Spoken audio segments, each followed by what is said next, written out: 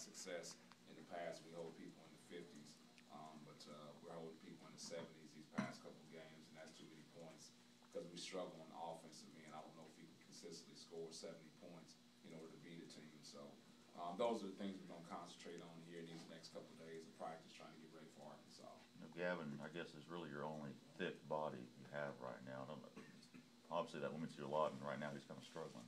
Yeah, I mean, I think it's twofold. I think he's struggling somewhat, but I think also there's a concentration from the opposing team of not letting him score when he's your only inside threat.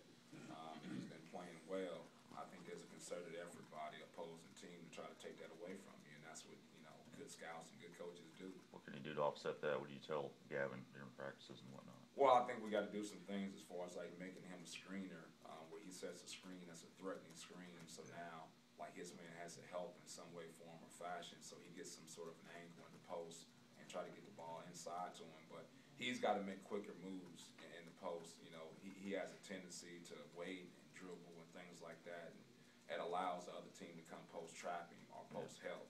He's got to make quicker moves to the basket so he can eliminate that post trap. Normally it would be unusual to try to hold a Mike Anderson type style team to under 60, but it's happened this year with other teams being able to do that. You know, what is different about them offensively this year? Well, I don't know. I mean, I haven't. The only time I've ever played a Mike Anderson team was back when I was at Purdue. So, like, what he's done in the past is kind of immaterial to me. I don't know. Do you change what you do defensively with what they try to do tempo-wise, or is it just kind of the same kind of deal?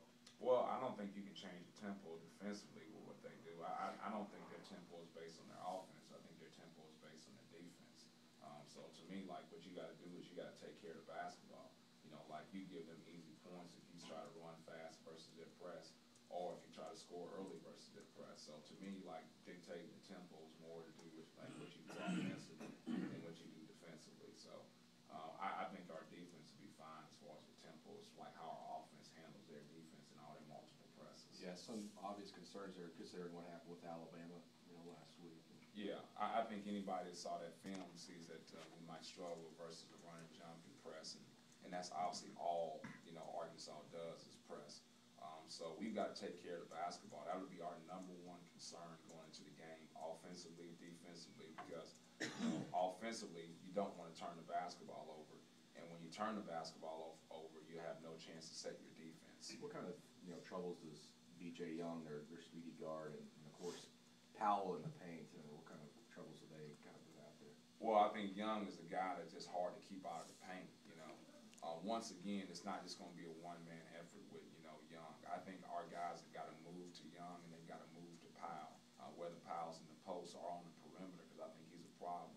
We got to keep Young out of the paint. He's the type of guy that he tries to drive one way and you cut him off, he'll cross over or spin or something like that and probe the defense the other way. So you got to constantly be moving to him and make sure you don't allow him to get penetration. And then Powell's a skilled forward. He can score in the post, he can score off the post, he can catch and shoot. So we've got to do some things when he catches the ball off the block to try to move to him and not give him gaps to try to score. Rick, you know, your issues in the post and get the ball in the post, that's, you know, it's been evident, but it looked like Craig and Jalen were both making a concerted effort to penetrate and try to open things up. Is that just something you're going to have to continue to get more of? I don't think it's something different than what I want those guys to do in the past. I just think they're doing a better job of it. You know, I just think those guys are continually getting better as basketball players, and that you'll see the evolution of their game throughout the season. So I don't think it's anything different than what we're doing. I just think Craig is hard to keep out of the paint. You know, Craig's biggest problem is like once he gets to the paint, the decision making, you know, not getting charges, not turning the basketball over. But I think you'll continue to see him get in the paint. And I think with Jalen, like, people play him as a shooter. And when people play you as a shooter, they run you off the three-point line. So he's got to have the ability to shot fake and drive the